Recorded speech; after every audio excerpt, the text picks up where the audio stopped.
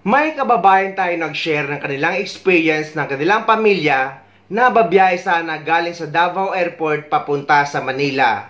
At ang sabi niya, nakasakay na daw sila sa loob ng eroplano ng AirAsia nang biglang mapansin ng flight attendant na may sore eyes ang anak niya.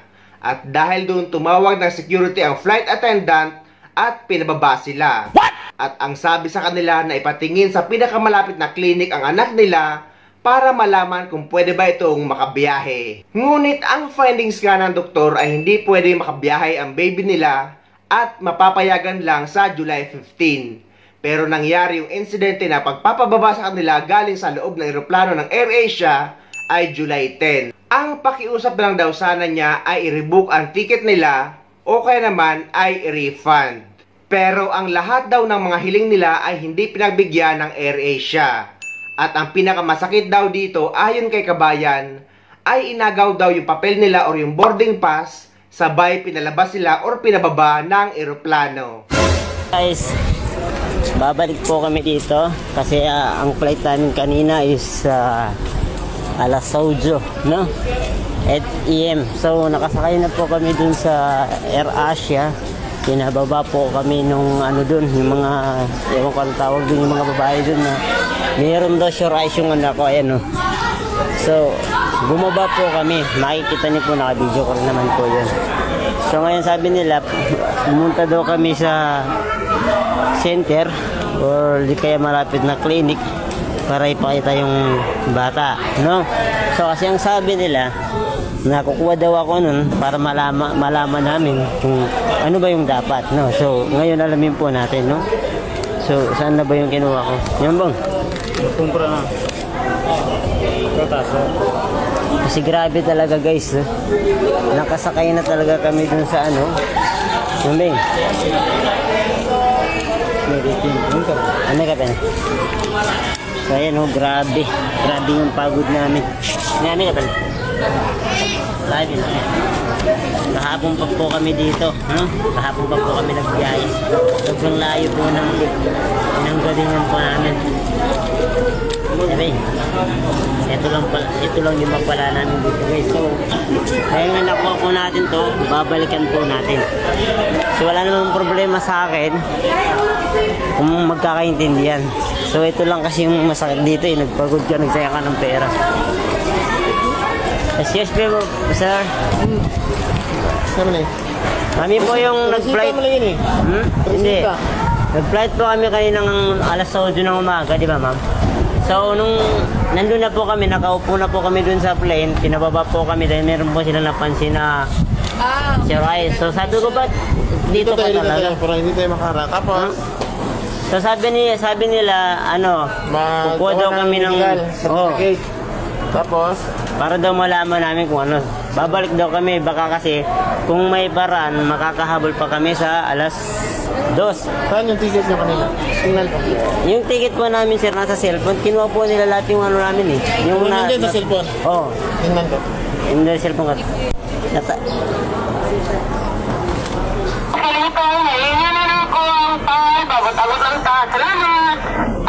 Copy.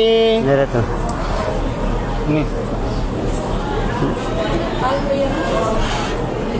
Sabi. Nara to. Yan. Kenalan mo. Di ka may pabron teman ba? Screenshot mo. Ito sir.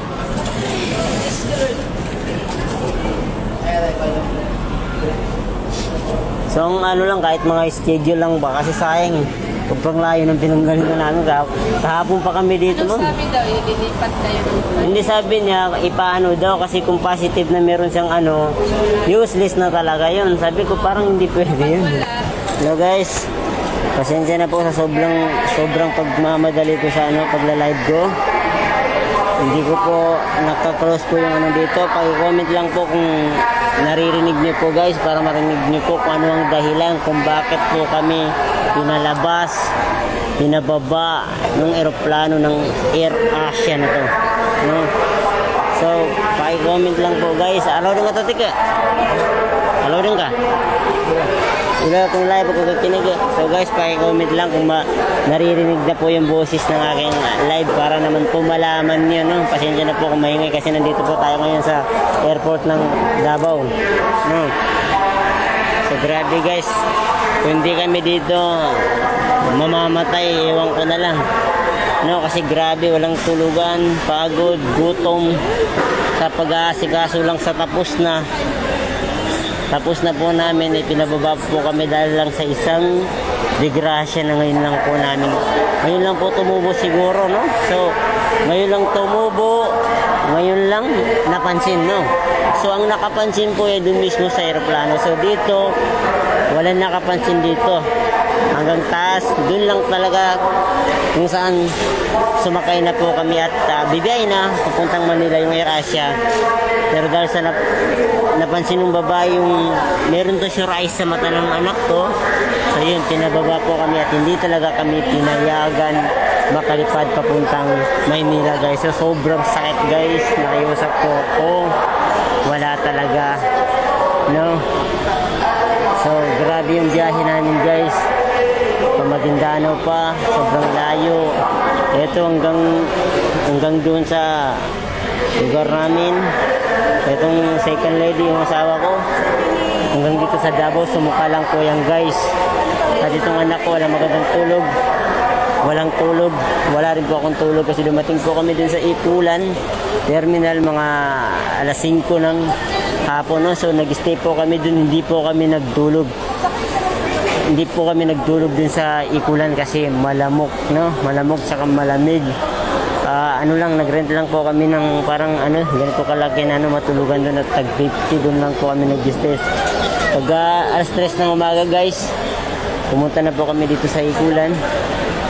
Nag-stay pa kami dito, naghintay pa kami dito. Marami pa po kami pinirabaho dito hanggang sa taas na. So maayos naman po yung hanggang taas guys. Wala pong naging problema. So nung nandun na po kami sa plane, papasok na po kami doon. Nakaupo na kami ng bata na to. Bigla kong napansin ng isang nung nasa yung mga babae din sa plane na ala, may sure eyes yung anak mo. Tapos akala ko yun lang. Tapos nagbuo siya ng security guard. Pinil po kaming pababain, no? Lahat pa naman po kami. So dapat kami lang, no? Di kaya kami lang tatlo. Ito hindi na sana, no? Kahit kasama namin sana, hindi na sana kasi yung ticket, no? So lahat kami pinababa, no? So masakit dito guys, bakit doon pa talaga napansin kung kailan nandun na talaga kami sa tapos na lahat, di ba? Yung bigay ka na talaga. So bakit ganun? Sobrang sakit guys, sobrang sakit. Parang hindi ako makamubon, halos may matay ako kanina. Sobrang pagod, sobrang gutom, halos wala ng pera ngayon. Tapos inutusan naman po kami magbuwan nito, no? So nakailang taxi po kami dito guys, naubos na po yung pocket money namin. No, naubos na po yung pocket money namin dito. Para daw ipakita mamaya, baka sakaling wala naman daw problema, ay makakabiyahe kami mamaya, no? Kasi meron pa daw alas 2. So yun lang, yun po yung hihintayin na naman po namin ngayon guys. Wala rin pong kain ngayon guys. Wala rin pong tulog. Wala rin pong kain. So hindi ko alam guys kung ano nang gagawin namin dito. Nagkaubusan na po ng pera sa paghahanap ng dito, no? Paghahanap namin ito. Sobrang mamahal ng dito. 300 din na bayaran namin. Imagine yun, nakaapat po kami sumakay. Tapos nakabili na po kami ng mga kinain namin dito nung una po namin pag-flight kaninang umaga, mga alas 8, no? So pinababa po kami. So ito, another naman guys. Hindi ko alam guys anong gagawin namin. Sa nakita ko si Tamtax. Ayan, oh. So ayan ang idol ni si Tamtax, oh. Kuni. So ayan. Sobrang hirap guys. Hindi ko na alam kung anong gagawin namin dito. For the first time ko talaga for the first time, unang-unang nangyari sa buhay ko nito na matagal na po ako nagmamadila. Palagi po ako dito dumadaan kasi ito po yung idol ko. So dito pa talaga ako nagkaroon ng diferensya dahil lang sa isang konting nakita lang nila dito. So wala naman. Ano? Wala naman sure eyes din. So yun lang guys. Nasayang yung pera, ticket, lahat. Hindi mo man lang alam. Hindi mo talaga alam kasi wala namang nakasulad din sa ticket. Kapag bumibili ka ng mga ticket, wala namang mga protocol dyan na pag ganito hindi pwedeng bumiyahe ha, pag ganito hindi pwedeng sakay sa plane ha, di ba? Walang ganun. So kung magkaroon man yung bata o kahit sino sa atin wala tayong magagawa kasi naghihintay tayo ng ilang araw sa ticket natin, di ba? Naghihintay po tayo dyan, no? So halimbawa ganito, wala kang sakit ngayon tapos nakabili ka na ng ticket tapos bigla ka nagkaroon ng ticket. Dapat kasi sana makalusot kami guys. Kung hindi kami makakalusot ngayon dahil hindi po talaga payagan yung anak ko, kahit mga schedule lang po yun hinihiling ko po, maka-schedule po kami na kung sakaling mawala po yung sure eyes niya, sure eyes niya na makakasakay po kami ng wala na po kaming bayad. O kahit na sa mga mabilisang salita, ibigay na lang nila. No? Kasi grabe guys, no? Tumatawa ako ngayon pero sobrang pagod, antok, gutom. Siguro kung hindi mamamatay yung anak ko dito, ewan ko na lang kasi grabe na yung nangyari sa amin dito guys, no? So ito na yung panguli guys. Bumalik lang ako dito para paniwalaan ko yung sinabi nila, no? So yun po yung sabi na kung mayroon talaga yung bata na wala na, hindi kami daw pwede, uwi na lang siguro. So masaya ng lahat.